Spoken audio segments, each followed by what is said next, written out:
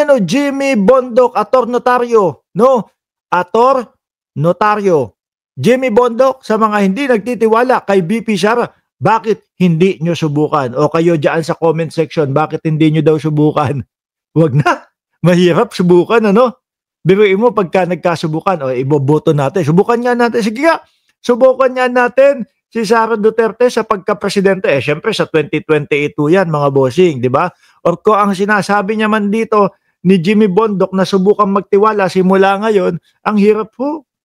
Ni ayaw man lang ilabas, di ba, sa Kurambo, ayaw man lang ilabas yung kanyang sagot doon sa tinatanong natin na matagal na about sa confidential funds. So, paano ka magtitiwala diyan sa isang taong ganyan? O, di ba?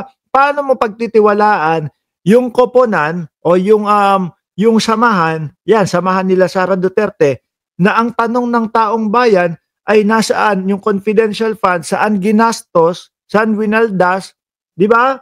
Pero ang sagot nila, mali, yung impeachment ninyo hindi dapat 2 beses magpasa ng impeachment. Halang ang sagot mga bossing, di ba? Halata yung mga ganyang sagutan mga kababayan na may itinatago or hindi nila kayang depensahan yung kanilang mga kliyente. Biruin mo 16 pa ho yan. Di ba? Sabi ni Merly Belen, di wag na, una pa lang magnanakaw na. Nasaan ang mga katanungan? Sabi biruin mo, 16 na lawyer, mga kababayan, ang kinuha ng vice-presidente. 16 na lawyer, pinaghalo-halong utak ho yun, mga bossing. Sabi ko, nako, mukhang may laban-laban ang vice-presidente dito. 16 na utak ang magsasama-sama para sagutin yung tanong ng bayan, para linisin ang pangalan ni Inday Sara Duterte. Kaso ang sagot po nung 16, mga kababayan, hindi pwede yung impeachment kasi 2 ang ipinasok nyo sa isang taon, hindi pwede yung ganyan, technical. No? Halata, mga bossing, na hindi ba nila kaya na sagutin? 16 na po sila doon. Baka hindi talaga kayang sagutin, Di po ba?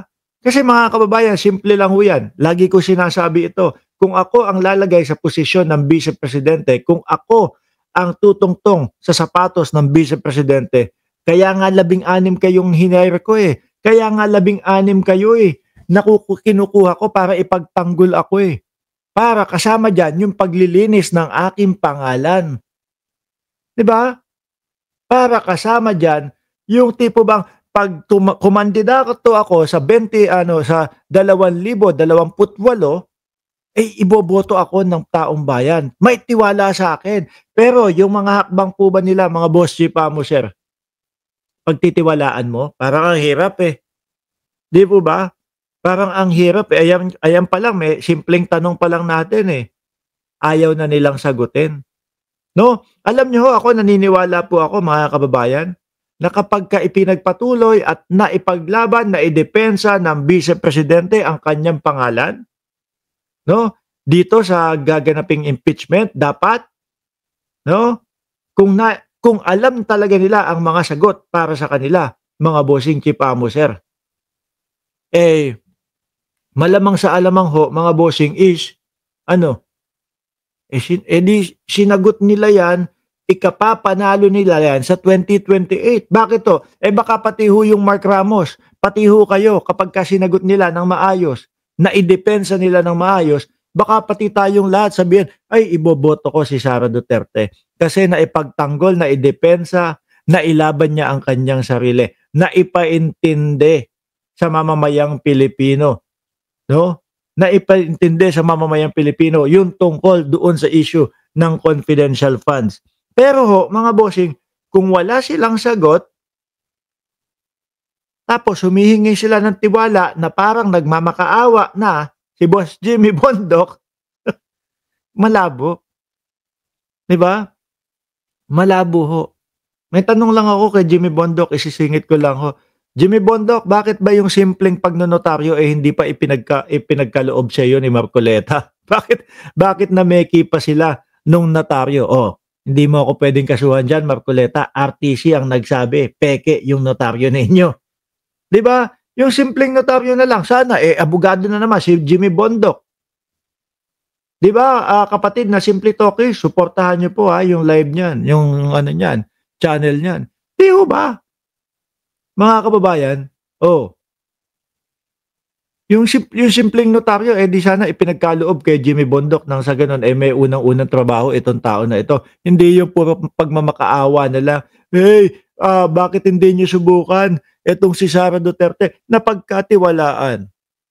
Basahin natin, inihayag ni Attorney Jimmy Bondoc ang kanyang suporta sakaling pumalit si Vice President. Kinang-ina, loko-loko ata 'to, eh. Meron palang pag-iisip na gano'n si Jimmy Bondoc no'n.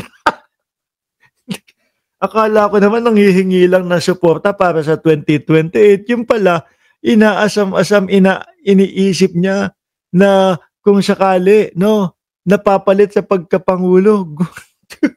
Gung si Ator Notario, ano ho, mga kababayan, si Ator Notario ay minsan nang nangarap na papalit ang Vice-Presidente na si Sara Duterte kay Bongbong Marcos. Pero kakalokohan, Jimmy Bondoc. Giit niya, hindi ito tungkol sa pro-Sara, kundi isang pagbabago sa hindi epektibong pamumuno. Diyos ko, ano pa ba ang hindi epektibo sa pamumuno ni Pangulong Bongbong Marcos? Ayan ho, nakalabas na lahat, mga kababayan. Ultimo pabahay, pabahay saan ka po nakakita, libreng pabahay with matching, kasing laki pa ng Olympic size na swimming pool yata yung nakalagay doon. 'Di ba? Kumbaga ho, mga bossing, ang Pangulo, sasabihin niya, ito ang gusto kong proyekto, ito ang gusto kong mangyari sa ating bayan. Kahit ilang libo, 1,000,000 na pabahay ang maipatayo natin. Yung ine-expect mo, naku, ang dami niyan, ha? Sobrang dami niyan. Baka mahirapan ng Pangulo. Yung ine-expect mo, siguro ang gagawin lang nila yan, simpleng bahay. Basta merong bubong, merong bintana, merong wall, may pinto, okay na yun. Hindi ho, eh. Diyan pa lang po sa isang proyekto ng Pangulong Bongbong Marcos na pabahay, mala-condominium na ho, mga bossing. 'Di ba, Annalyn Ando? Live ba 'to?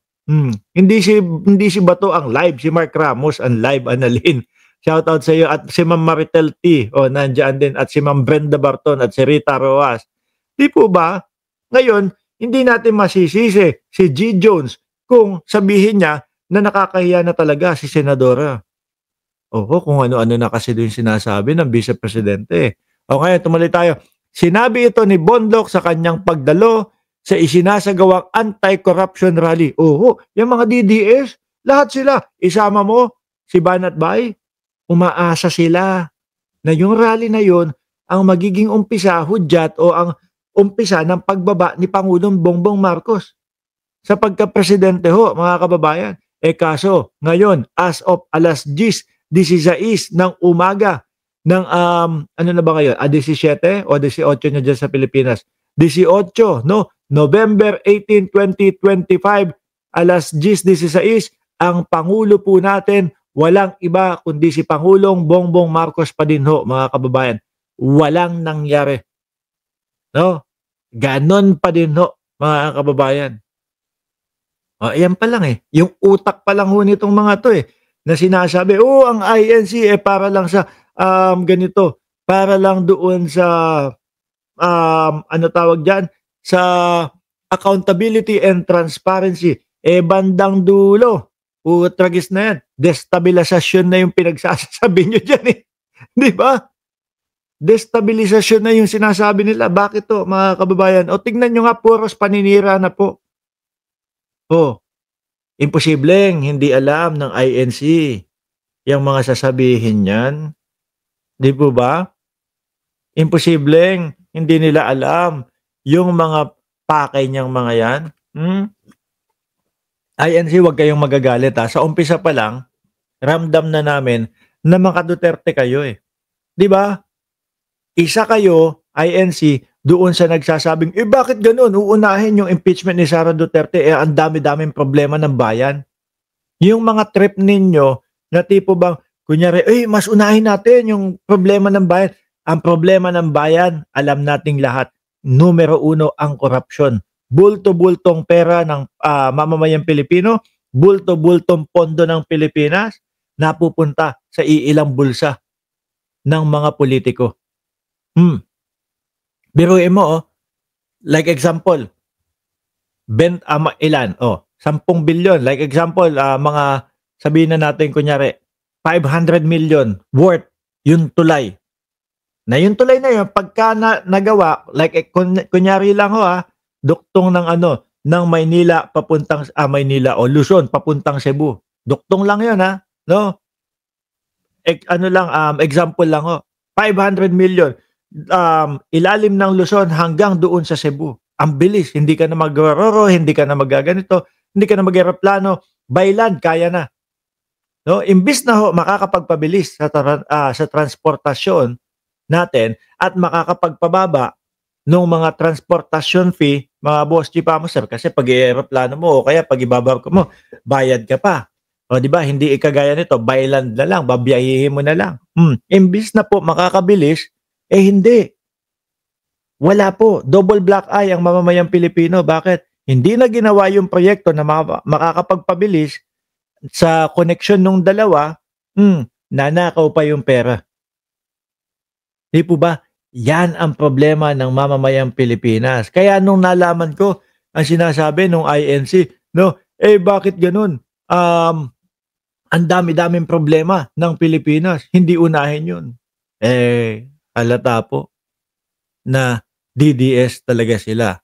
Sabi pa dito ni Jimmy Bondoc, it's not about the pro-Sara, it's about changing the ineffective leadership, and by the virtue of constitutional success, si BP Sara talaga yung nakalaan. Gonggong! Ayan nga, hindi nga masagot-sagot yung sa confidential funds niya. No? Umabot ng 2 taon bago sumagot about sa confidential funds. At nagpapahiro pa sila. Sila pa ang hero ngayon. Ang sinasabi yung confidential funds, naku, ginamit ko po para masugpo ang korupsyon doon sa DepEd. Di ba? Biruin mo, after 2 years sumagot. Ngayon, hero pa siya. Siya pa yung mismo, siya pa yung mismo na pumapatay sa korupsyon. Palpak ang huling alas ng Duterte. Correct ho.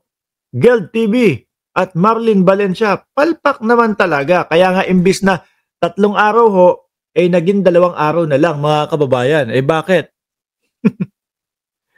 Kasi naman mukhang meron silang ine-expect na sasama sa kanila pero hindi sumama Di ba?